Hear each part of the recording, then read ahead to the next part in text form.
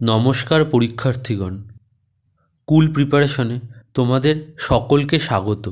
এই ভিডিওটি যেসব পরীক্ষার সিলেবাস অনুযায়ী বানানো হয়েছে তা হলো ডব্লিউবিপিএসসি, রেলের আরআরবি এবং RRC, West Bengal police, IBPS, SBI, SSC 10+2, SSC CGL এবং আদার্স। ভিডিওটি ভালো লাগলে ভিডিওটি লাইক করো, তারপর শেয়ার করো তোমার 10 জন পরিচিতর সাথে যারা এই ভিডিওটি দেখে উপকৃত হবে। এরপর চ্যানেলটি সাবস্ক্রাইব করো এবং বেল আইকনটি প্রেস করো নতুন ভিডিও আপডেটের জন্য। আর নিচে কমেন্ট বক্সে জানাও ভিডিওর কোন অ্যানিমেশন পোর্শন তোমার ভালো লেগেছে। সেই অনুযায়ী আমরা আরও ভালো করে অ্যানিমেশন ভিডিও বানানোর চেষ্টা করব। এরপর অন্যান্য ভিডিও দেখার জন্য চ্যানেলটিতে প্রবেশ করো, তারপর ভিডিও সেকশন থেকে তোমার পছন্দ মতো অন্যান্য ভিডিও দেখতে পারো। ধন্যবাদ। এখন আমরা পড়ব ইস্ট ইন্ডিয়া কোম্পানি এবং ব্রিটিশ শাসন। East India company and British rule.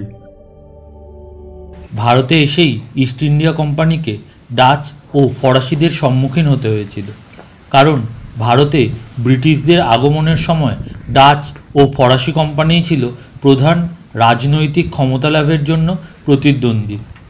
তবে ব্রিটিশরা ভারতে সাফল্য লাভ করেছিল। অতি শীঘ্র তারা রাজনৈতিক উচ্চাকাঙ্ক্ষার অভীষ্ট লাভের আশায় কোম্পানির কাজকর্ম প্রসারিত করেছিল। ইংরেজদের বাংলা জয়।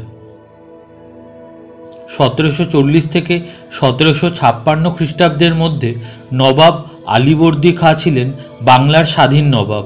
আলীবর্দী খাঁ বাংলার অর্থনৈতিক সমৃদ্ধির জন্য ব্যবসা বাণিজ্যের গুরুত্ব সম্বন্ধে সচেতন ছিলেন।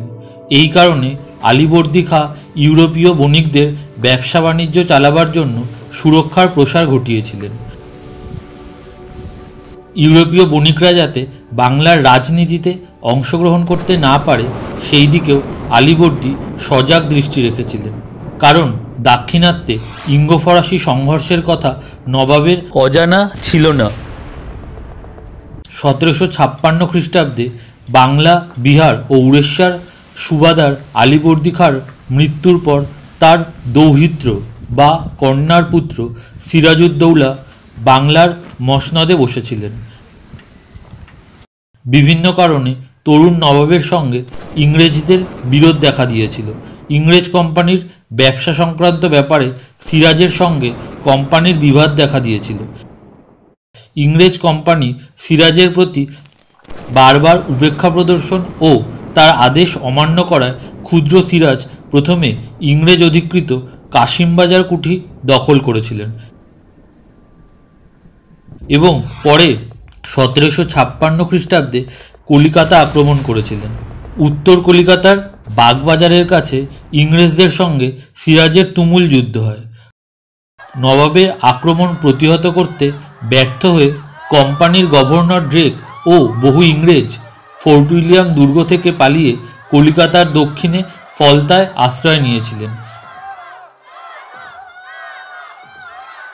20 জুন 1756 খ্রিস্টাব্দে সিরাজ ফোর্ট উইলিয়াম দখল করেছিলেন। ইংরেজ কর্মচারী হলওয়েলের বিবরণ থেকে জানা গিয়েছিল ফোর্ট উইলিয়াম দখল করার পর নারী পুরুষ মিলিয়ে 146 জন ইংরেজকে ছোট্ট একটি ঘরে আটক রাখা হয়েছিল। এদের মধ্যে শ্বাস বন্ধ হয়ে 123 জনের মৃত্যু হয়েছিল। হলওয়েলের বিবৃত এই ঘটনা ইংরেজ ঐতিহাসিকদের রচনায় অন্ধকূপ হত্যা বা ব্ল্যাক হোল ট্র্যাজেডি নামে খ্যাত। কিন্তু এই ধরনের ঘটনা সত্যিই ঘটেছিল কিনা এবং এর জন্য সিরাজের দায়িত্ব কতখানি ছিল তা নিয়ে বহু তর্ক বিতর্ক আছে। ইংরেজরা ফোর্ট উইলিয়াম ও কলিকাতা পুনরুদ্ধার করার উদ্দেশ্যে ইংরেজ নৌসেনাপতি ওয়াটসন ও কোম্পানির কর্মচারী রবার্ট ক্লাইভকে 1757 খ্রিস্টাব্দে কলিকাতায় পাঠিয়েছিলেন। সেখানে সিরাজের সাথে যুদ্ধ হয় এবং সিরাজ পরাজিত হয়ে ইংরেজদের সাথে সন্ধি করতে বাধ্য হয়েছিলেন। এই সন্ধি আলীনগরের সন্ধি নামে পরিচিত, যা 1757 খ্রিস্টাব্দের 4 ফেব্রুয়ারি স্বাক্ষরিত হয়। রবার্ট ক্লাইভ সিরাজের ঘনিষ্ঠ আত্মীয় মীর জাফরের সঙ্গে চক্রান্ত করে 1757 খ্রিস্টাব্দের 23শে জুন সিরাজের সেনার বিরুদ্ধে যুদ্ধ পরিচালিত করেছিলেন। ক্লাইভ এই যুদ্ধে সিরাজকে পরাজিত করেছিলেন। এই যুদ্ধই পলাশীর যুদ্ধ নামে পরিচিত। এর মাধ্যমেই বাংলায় এবং ঘটনাক্রমে সমগ্র ভারতে ইংরেজদের আধিপত্য বিস্তারের পথ সুগম হয়েছিল। বাংলায় ইংরেজদের প্রভুত্বের দ্বিতীয় পর্ব শুরু হয়েছিল মীর জাফরের আমলে। ইংরেজদের ক্রীড়নক রূপে মীর জাফর রাজত্ব শুরু করেছিলেন 1757 খ্রিস্টাব্দে, কিন্তু দীর্ঘকাল তার পক্ষে রাজ্যসুখ ভোগ করা সম্ভব হয়নি। রাজনৈতিক, অর্থনৈতিক সব ব্যাপারেই তিনি রবার্ট ক্লাইভ তথা ইংরেজ কোম্পানির ওপর একান্তভাবে নির্ভরশীল ছিলেন। তিনি 1760 খ্রিস্টাব্দ পর্যন্ত রাজত্ব করেছিলেন। মীর জাফরের পর তার জামাতা মীর কাসিম বাংলার সিংহাসনে বসেছিলেন। মীর কাসিম ছিলেন দূরদর্শী, রাজনীতিক ও সুদক্ষ শাসক। মীর কাসিম মীর জাফরের মতো ইংরেজদের হাতের পুতুল হয়ে থাকতে মোটেই প্রস্তুত ছিলেন না। তিনি ছিলেন স্বাধীনচেতা এবং সম্পূর্ণ স্বাধীনভাবেই রাজ্য শাসন করতে কৃতসংকল্প ছিলেন। তিনি ইংরেজদের প্রভাব প্রতিপত্তি থেকে নিজেকে মুক্ত রাখার জন্য ব্যবস্থাও গ্রহণ করেছিলেন, যার ফলস্বরূপ ইংরেজ সেনাপতি হেক্টর মুনরোর সাথে মীর কাসিমের যুদ্ধ হয়েছিল। বক্সারের প্রান্তে 1764 খ্রিস্টাব্দে এই যুদ্ধে মীর কাসিম পরাজিত হয়েছিল।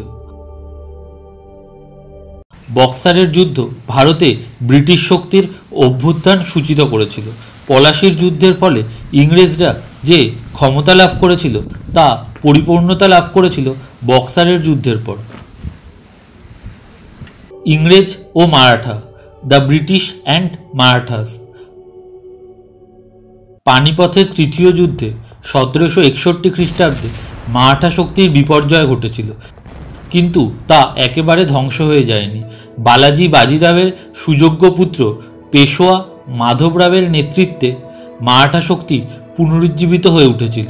বয়সে নবীন হলেও মাধবরাওয়ের কর্মোদ্যম ও উচ্চাশা ছিল যথেষ্ট। ভারতে মারাঠা সাম্রাজ্য গড়ে তোলাই তার লক্ষ্য ছিল। প্রথম দিকে মাধবরাওয়ের প্রধান দুই শত্রু ছিলেন হায়দ্রাবাদের নিজাম ও মহীশূরের হায়দার আলী। পানিপথের যুদ্ধে মারাঠাদের বিপর্যয়ের সুযোগ নিয়ে নিজাম পুনঃ আক্রমণ করেছিলেন 1762 খ্রিস্টাব্দে, কিন্তু তিনি মাধবরাওয়ের কাছে পরাজিত হয়েছিলেন।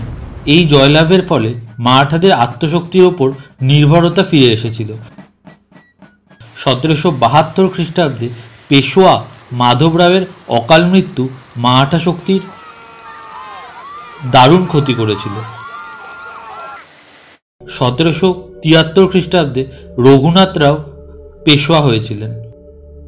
ইংরেজ ও মহীশূর রাজ্য, দ্য ব্রিটিশ অ্যান্ড মাইশোর। ভারতে ব্রিটিশ সাম্রাজ্য বিস্তারের ইতিহাসে ইঙ্গ মহীশূর সংঘর্ষের ভূমিকা খুবই গুরুত্বপূর্ণ।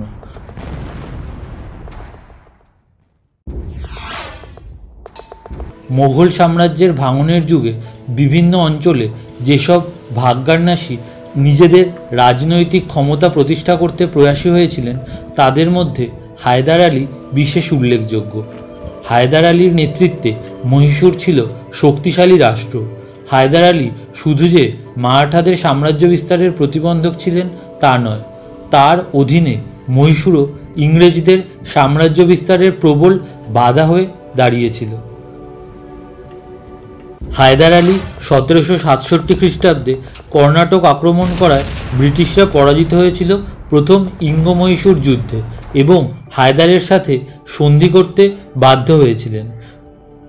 প্রথম ইঙ্গ মহীশূর যুদ্ধে জয়লাভের ফলে সমগ্র কর্ণাটক অংশ হায়দার দখল করেছিলেন।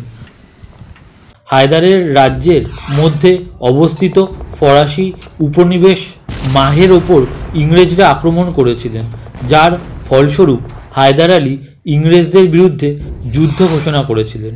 এইভাবে দ্বিতীয় ইঙ্গ মহীশূর যুদ্ধের সূত্রপাত ঘটেছিল 1780 থেকে 1784 খ্রিস্টাব্দের মধ্যে।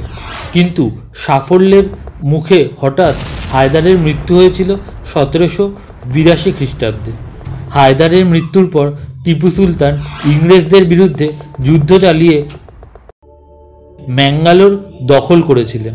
এর ফলে ইংরেজরা টিপুর সঙ্গে ম্যাঙ্গালোরের সন্ধি 1784 খ্রিস্টাব্দে করতে বাধ্য হয়েছিল। এইভাবেই টিপু সুলতান মহীশূরের ক্ষমতায় অধিষ্ঠিত হয়েছিলেন এবং টিপু সুলতান বাহাদুর উপাধি ধারণ করেছিলেন। ম্যাঙ্গালোরের সন্ধির দ্বারা দ্বিতীয় ইঙ্গ মহীশূর যুদ্ধের অবসান হয়েছিল, কিন্তু যথার্থ শান্তি স্থাপিত হয়নি। টিপু সুলতান দাক্ষিণাত্যে ইংরেজদের স্বার্থ বিপন্ন করে তুলেছিলেন। ভারতের গভর্নর জেনারেল লর্ড কর্নওয়ালিস ম্যাঙ্গালোরের সন্ধির শর্ত ভঙ্গ করেছিলেন, যার ফলস্বরূপ টিপু সুলতান ও ইংরেজদের মধ্যে তৃতীয় ইঙ্গ মহীশূর যুদ্ধের সূত্রপাত হয়েছিল 1790 খ্রিস্টাব্দে। লর্ড কর্নওয়ালিস মারাঠা ও নিজামের সাথে মিলিত হয়ে টিপুর বিরুদ্ধে যুদ্ধ শুরু করেছিলেন। কর্নওয়ালিস টিপু সুলতানের রাজধানী শ্রীরঙ্গপত্তম আক্রমণ করলে টিপু শ্রীরঙ্গপত্তমের সন্ধি 1792 খ্রিস্টাব্দে করতে বাধ্য হয়েছিলেন, কিন্তু পরবর্তী governor general Lord Wellesley Mahishur ও মারাঠাদের বিরুদ্ধে অগ্রসর নীতি গ্রহণ করেছিলেন। লর্ড ওয়েলেসলি টিপু সুলতানকে অধীনতামূলক মিত্রতা নীতিতে আবদ্ধ করার আহ্বান জানিয়েছিলেন। টিপু তা অস্বীকার করার ফলে ওয়েলেসলি ও টিপুর মধ্যে চতুর্থ বা শেষ মহীশূর যুদ্ধ শুরু হয়েছিল 1799 খ্রিস্টাব্দে। টিপু এই যুদ্ধে পরাস্ত হয়েছিলেন এবং মৃত্যুবরণ করেছিলেন। ইংরেজ ও শিখ সম্পর্ক, দ্য ব্রিটিশ অ্যান্ড শিখ। গুরু গোবিন্দ সিংয়ের মৃত্যুর পর শিখ নেতা বান্দার নেতৃত্বে শিখরা 1708 থেকে 1716 খ্রিস্টাব্দ পর্যন্ত মোগলদের বিরুদ্ধে স্বাধীনতা আন্দোলন চালিয়ে গিয়েছিল। 1739 থেকে 1752 খ্রিস্টাব্দ পর্যন্ত পারস্য সম্রাট নাদির শাহ ও আফগান সম্রাট আহমদ শাহ আবদালির বারবার ভারত আক্রমণের ফলে পাঞ্জাবে যে গোলযোগের সৃষ্টি হয়েছিল তার সুযোগ নিয়ে শিখরা তাদের আন্দোলনকে জোরদার করেছিল। কিন্তু যিনি বিভক্ত ও বিবাদমান শিখ জাতিকে ঐক্যবদ্ধ করে পাঞ্জাবের এক বিস্তীর্ণ অংশে শিখ সাম্রাজ্য গড়ে তুলেছিলেন, তিনি হলেন পাঞ্জাব কেশরী রঞ্জিত সিংহ। 1780 খ্রিস্টাব্দে পাঞ্জাবের সুকারচুকিয়া মিসেলের অধিপতি মহাসিংহের পুত্র রঞ্জিত সিংহ জন্ম নিয়েছিলেন। 12 বছর বয়সে পিতার মৃত্যুর পর রঞ্জিত সিংহের রাজনৈতিক জীবনের সূচনা হয়েছিল। রঞ্জিত সিংহের প্রধান রাজনৈতিক উদ্দেশ্য ছিল পাঞ্জাবের ছোট ছোট রাজ্যগুলোকে সংঘবদ্ধ করে এক শক্তিশালী শিখ রাজ্য গড়ে তোলা। 1805 খ্রিস্টাব্দের মধ্যে রঞ্জিত সিংহ অমৃতসর দখল করেছিলেন। এই সাফল্যে উৎসাহিত হয়ে রঞ্জিত সিংহ এক অখিল শিখ রাষ্ট্র গঠনে উদ্যোগী হয়েছিলেন। এই অবস্থায় গভর্নর জেনারেল লর্ড মিন্টো রঞ্জিত সিংহের সঙ্গে অমৃতসরের সন্ধি করতে বাধ্য হয়েছিলেন 1809 খ্রিস্টাব্দে। 1809 খ্রিস্টাব্দ থেকে 1811 খ্রিস্টাব্দের মধ্যে রঞ্জিত সিংহ গুর্খাদের কাছ থেকে কাংড়া দখল করেছিলেন। 1813 খ্রিস্টাব্দে তিনি আফগানদের পরাস্ত করে এটক দখল করেছিলেন। 1818 থেকে 1826 খ্রিস্টাব্দের মধ্যে রঞ্জিত সিংহ মুলতান, পেশোয়ার ও কাশ্মীর জয় করে তার সাম্রাজ্যভুক্ত করেছিলেন। লর্ড ডালহৌসি ও ব্রিটিশ সাম্রাজ্যের প্রসার, Lord Dalhousie and the British empire. Lord Dalhousie 1848 থেকে 1856 খ্রিস্টাব্দ ছিলেন ঘোর সাম্রাজ্যবাদী এবং এই কারণে তিনি ভারতের ইতিহাসে সুপরিচিত। তার আমলে ভারতে ব্রিটিশ সাম্রাজ্যের চরম সম্প্রসারণ ঘটেছিল। সাম্রাজ্য বিস্তারের জন্য ডালহৌসি কয়েকটি পন্থা বেছে নিয়েছিলেন, যথা যুদ্ধের মাধ্যমে রাজ্য বিস্তার করা, সত্ত্ববিলোপ নীতি প্রয়োগ করে দেশি রাজ্য দখল করা এবং কুশাসনের অজুহাতে দেশি রাজ্য ব্রিটিশ সাম্রাজ্যভুক্ত করা। দ্বিতীয় ইঙ্গ শিখ যুদ্ধ ও দ্বিতীয় ইঙ্গ ব্রহ্মযুদ্ধ ডালহৌসির আমলে বিশেষ উল্লেখযোগ্য ঘটনা। 1823 খ্রিস্টাব্দে বর্মীরা চট্টগ্রামের কাছে শাহপুরী দ্বীপটি দখল করার ফলে ইংরেজদের সাথে যুদ্ধ বেঁধেছিল 1824 খ্রিস্টাব্দে। সেই সময় গভর্নর জেনারেল ছিলেন লর্ড আর্মহার্স্ট। এটাই ছিল প্রথম ইঙ্গ ব্রহ্মযুদ্ধ। বর্মীরা পরাস্ত হয়ে ইংরেজদের সঙ্গে ইয়ান্দাবুর সন্ধি করতে বাধ্য হয়েছিলেন 1826 খ্রিস্টাব্দে। ডালহৌসি সত্ত্ববিলোপ নীতি বা ডক্ট্রিন অফ ল্যাপস প্রয়োগ করে পেশোয়ার রাজ্যের একটি অংশ সাতারা, ঝাঁসি, ভগতপুর, করৌলি, উদয়পুর প্রভৃতি রাজ্যগুলি ব্রিটিশ সাম্রাজ্যভুক্ত করেছিলেন। ডালহৌসির সাম্রাজ্য বিস্তারের অন্য এক পন্থা ছিল কুশাসনের অজুহাতে দেশি রাজ্য গ্রাস করা। এই নীতি প্রয়োগ করে তিনি অযোধ্যা রাজ্যটি ব্রিটিশ সাম্রাজ্যভুক্ত করেছিলেন।